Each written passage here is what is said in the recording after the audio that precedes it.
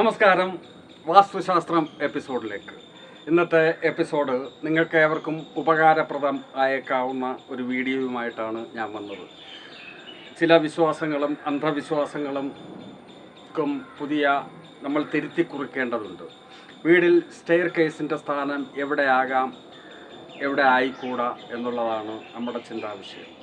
അപ്പോൾ നമുക്ക് നോക്കാം. ഇത് വീടാണെന്ന് വിചാരിക്കുക.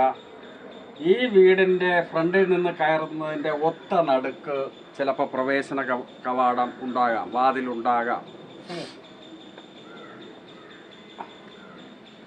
നമുക്കറിയാം ഏത് ദിശയ്ക്ക് അഭിമുഖമായിട്ടാണോ വീടിരിക്കുക, ആ വീടിൻ്റെ ഒത്ത നടുക്കത്തിൽ നിന്നും ഒരു സൂത്രം ഇങ്ങനെ കടന്നു പോകുന്നു വീടിൻ്റെ ഉള്ളിലൂടെ പുറത്തേക്ക്. അതൊരു ഊർജപ്രവാഹമാണ് എന്നാണ് പറയുക. മധ്യസൂത്രം എന്നും പേരുണ്ട്. ഇതിനെ തടസ്സപ്പെടുത്താൻ പാടില്ല. അപ്പോൾ ഈ പ്രവേശന കവാടത്തിൽ നേരെ മറ്റ് ചുമരുകളോ മറ്റ് വീട്ടിലെ സംഗതികളോ സ്റ്റെയർ കേസോ, കാരണം ചിലപ്പോൾ ഇതിൻ്റെ നേരെ ഇവിടെ സ്റ്റെയർ കേസ് വന്നിരിക്കാം. അപ്പോൾ നമുക്ക് ആ സൂത്രം കടന്നു പോകാൻ സാധ്യമല്ല. അപ്പോൾ അങ്ങനെയാണെങ്കിൽ ഇവിടെ സ്റ്റെയർ കേസ് കൊണ്ടുവെക്കാതിരിക്കുക. വച്ചെങ്കിൽ അവിടെ ഇരിക്കട്ടെ, ഇടിച്ചു പൊളിക്കാനൊന്നും പോകണ്ട. ഞാൻ ഈ പറയുന്നത് പുതുതായി വീട് വെക്കാൻ ഉള്ളവർക്കാണ്. വച്ചെന്തെങ്കിലും വശക്കേടുണ്ടെന്ന് പറഞ്ഞ് നിങ്ങളാരും അങ്ങ് ആകാശത്തിലേക്ക് പോവുകയൊന്നുമില്ല. ചെറിയ ഊർജ സംവിധാനങ്ങളുമായി ബന്ധപ്പെട്ട ചില സംഗതികൾ വരും, അത്രയേ ഉള്ളൂ. അപ്പോൾ അതങ്ങനെ. അപ്പോൾ പിന്നെ അടുത്ത് എല്ലായിടത്തും നടുക്കായിരിക്കില്ലല്ലോ വാതിൽ ചിലപ്പോൾ ഈ ഭാഗത്തായിരിക്കും വരിക.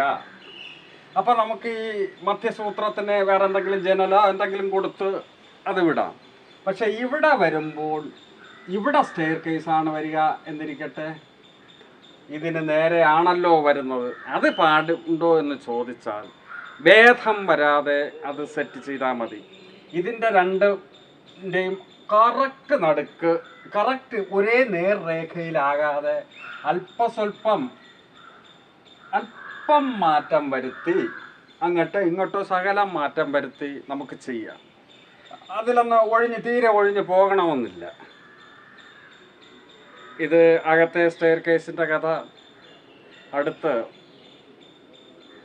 സ്റ്റെയർ കേസിനടിയിൽ പലരും ടോയ്ലറ്റ് സൗകര്യത്തിലേക്ക് വേണ്ടി പണിയാറുണ്ട്.